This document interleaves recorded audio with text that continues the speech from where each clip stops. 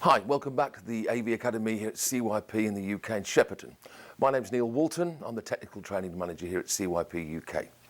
So today I'm going to answer some questions that people are asking about 4K. It's the latest and greatest resolution that's come out on TV formats. And a lot of people are confused, a lot of information out there, so I'm going to try and answer a few questions that have been asked. Now, the first question most people ask is, what actually is 4K?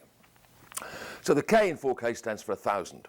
And now we've been misled slightly with 4K in the way they've used this term. It's a bit of a misnomer. To start off with, I'm sure you're aware that if you bought a 720 screen, you'd be buying a screen that had 720 horizontal lines of pixels. And if you went greater than that to 1080p, you'd get 1080 horizontal lines of pixels. So you'd expect, I imagine, if you bought a 4K screen, 4000 horizontal lines of pixels. Unfortunately, that's not what you get. You actually get 2000 horizontal lines, but you get 4000 vertical ones. So that's the first slightly misleading fact about 4K. The other fact is that actually 4K, the true resolution of 4K is actually 4096 pixels by 2160 pixels. Now in fact that's not what we get in the residential world. What you're buying from your retail outlets is screens that are actually UHD or ultra high definition. So they're not actually 4K, they're actually what we call UHD, and you've noticed probably lately that the marketing for these screens has changed from 4K to 4K UHD. Now UHD, ultra high definition, is actually a resolution that is 3840 pixels by 2160. This is ultra HD, this is what we're buying, this is what we're going to get. This is the format that's been set by the broadcast standards. Now UHD, the reason they've chosen this format, this resolution, is simple scaling, because they've taken the signal of a 1080p screen and multiplied it twice as high and twice as wide. So for a 1080p screen, the number of pixels you get is slightly over 2 million. With a UHD screen, it's slightly over 8 million. So that's what we're getting. It's 4K UHD. It's 3840 by 2160 pixels.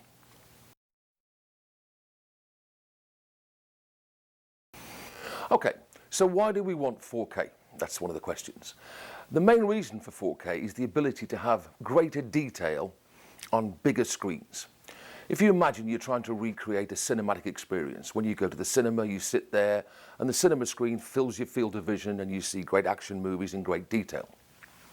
If you try and recreate that at home, I imagine that most of you, when you sit and watch television, you've got a 1080p screen, it's at the corner of your living room and you're watching it from some distance away. And in fact, as you watch that screen, you're probably seeing more of the lounge than you are of the screen itself. You see the lights, the lampshades, etc. around the screen. So for you to actually fill your field of vision, you'd have to pull your chair up and pull it right close to that 1080p screen. And at that point, no one else could watch TV. But also the problem is that when you get closer and closer to a 1080p screen, you start to see pixel blocks. So it's not a clean, sharp image. The alternative would be to buy a bigger screen. So you'd sit back where you were and get a bigger 1080p screen in the corner of your lounge. At this point, you'd actually recreate the same problem. You'd fill your field of vision, but you'd still get this pixel blocking. So the whole point of 1080p is the ability to have larger screens where you can see detail without seeing pixel blocking.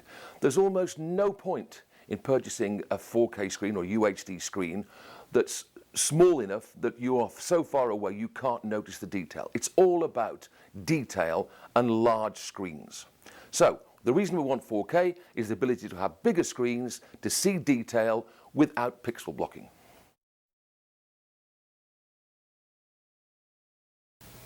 Okay, so what about frame rate? Why is frame rate so important? Well, if we look at the history of cinema, we've had various frame rates. We started off with 16 frames a second for the old black and white silent movies. We then increased to 24 frames a second, which is what we have now what we call conventional cinema, when audio was added. So most of the movies, in fact, your entire life, conventional cinema has been 24 frames a second. This is why when you watch television and there's a movie on, you recognize immediately it's a movie as opposed to a soap opera. You recognize this 24 frames a second. Now there is a trend now to start filming in higher frame rates. In fact, Peter Jackson, who filmed the last Hobbit trilogy, filmed the entire movies in 48 frames a second. Now this is important because the more pictures you take per second, the more data you capture. Now unfortunately, the side effect of that is it becomes very, very lifelike. And some people find this very disconcerting. And what they say is it breaks the suspension of disbelief. It's a bit like standing next to the cameraman and watching the film being shot as opposed to watching the movie itself. And apparently when they've shown this movie in 40 frames a second in some of the cinemas around the country, a lot of people didn't actually listen to the dialogue for the first 20 minutes because they were slightly put off by the lifelike look of the film. However, the reason we use these higher frame rates is not just to capture more data. It's also to eliminate three problems. One of them is something called motion blur.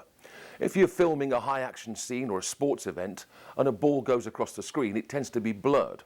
It's a bit like when you take a picture and you move your camera as you're taking a picture. Now, to eliminate that, the more pictures you take per second, you can eliminate this motion blur. The other way to correct that would be to reduce the shutter speed. So actually you take the same number of pictures per second, but you take little short ones. Now, this actually introduced another artifact called strobing, where when you shoot a football going across the screen, instead of it being blurred, it looks as though it's jumping across the screen. And the bigger the screen is, the more this is apparent. Once again, you can correct this by shooting in higher frame rates. The last artifact that comes in is something called large area flicker, and this occurs on your peripheral vision when you're watching a big screen on bright areas. And once again, higher frame rates will reduce this artifact. So we like the idea of high frame rate because it reduces three problems and it captures more data. Now, although it's not that pleasant to watch a movie in high frame rates because we're used to this 24 frames a second, in sport it's exactly what we want, because we do want to feel as though we're at a game of football if it's being filmed. So the ability to film in higher frame rates brings sport more and more lifelike. So we like the idea of higher frame rates. We'll get used to them in cinema, but certainly we want higher frame rates in movies. So high frame rates are very important. They increase the quality of the image. They reduce motion blur, strobing, and large area flicker.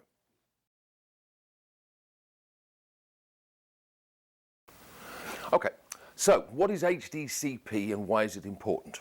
Well, HDCP stands for High Bandwidth Digital Content Protection. And this basically is an encryption on an HDMI signal. So the idea is, between a source and a display, every 2 seconds there's an HDCP handshake. If this handshake doesn't occur, then you will not get an image on your display. So for example, a set-top box or a Blu-ray player or a media streamer, these are all HDCP compliant devices and they require a handshake from the display they're connected to. Without that handshake, you will not get a signal. Unfortunately, with the release of 4K content, there's been a release of a new HDCP, which is HDCP version 2.2. Now, this is not backward compatible with the old HDCP version. This means that if you do purchase one of the new 4K players, such as the BT Vision boxes, the Sony media players and other media players, and when the new 4K Blu-ray player is released, these will be encrypted with HDCP 2.2, and these will not play to screens that are not HDCP 2.2. You'll notice on some of the 4K screens that are out there, for example, the Panasonic screen that's behind me, if you go into the setup of a Panasonic screen, you can actually go to each HDMI input and set the HDCP to either 1.4, 2.2 or auto. I recommend you set it to auto, and that way it will handshake with either an old HDCP device or one of the new 2.2 devices. So, with 4K content, because it's encrypted with HDCP 2.2, it's very important, and in fact it is imperative that every single device in the chain from the source through to the display is HDCP 2.2 compliant. Now, in the case of you people who have bought, or early adopters, and bought the earlier 4K matrices that weren't HDCP 2.2, we are releasing a dongle that will convert the old version of HDCP to the new version of HDCP. That means that you can take a new 4K content provider, a Blu-ray player or a media player, and if it is HDCP 2.2, the dongle will convert it to the older version of HDCP, which will allow you to pass it through an older 4K matrix and indeed to display to screens that aren't HDCP 2.2. So, if you're buying now, please make sure that any device that you buy in the delivery system of HDMI that's 4K is compliant with HDCP 2.2. And for the early adopters, there is a product coming out at Christmas that will allow you to convert this new HDCP protection to the older version.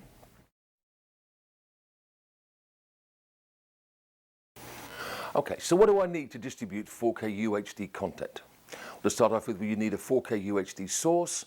There's the BT Vision box that broadcasts 4K UHD football. There's the Sony FMPX10 media player that broadcasts 4K UHD movies.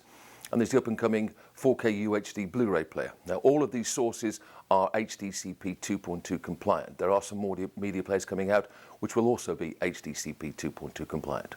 As far as your displays, all the displays have to support 4K UHD and also have to be HDCP 2.2 compliant. And to distribute the signal over long distances through a property, you'd have to use the technology HD-Base-T. Now, any HD-Base-T matrix has to be 4K UHD and ideally support HDCP 2.2. There is the dongle we talked about earlier that will convert HDCP 2.2 to 1.4 if you have been an early adopter and you purchased the earlier 4K HD-Base-T matrices. As far as distances you can transmit, HD-Base-T will transmit 4K UHD 70 meters on a Cat5e Cat6 cable, but if you wish to go further by using Cat6a or Cat7, you can transmit 4K UHD up to 100 meters. In the case of the HD-Base-T Lite matrices, you're limited to 35 meters 4K UHD on Cat5e and Cat6, but by using Cat6a or Cat7, you can get further up to 40 meters. So it's clear you need a 4K UHD source, 4K UHD display, and in the middle, an HD-Base-T matrix that supports 4K UHD and is HDCP 2.2 compliant. Now, if you need any more information about our products, please go to our website, which is www.cypeurope.com. And there'll be some links on the end of this video to some of the products that are related to this subject. Thank you very much for your time. And are HDCP 2.2 compliant. So they support 4K all the way up to 60 Hz, 60 frames per second at 420 color spacing. In the case of the full 5-play version, which supports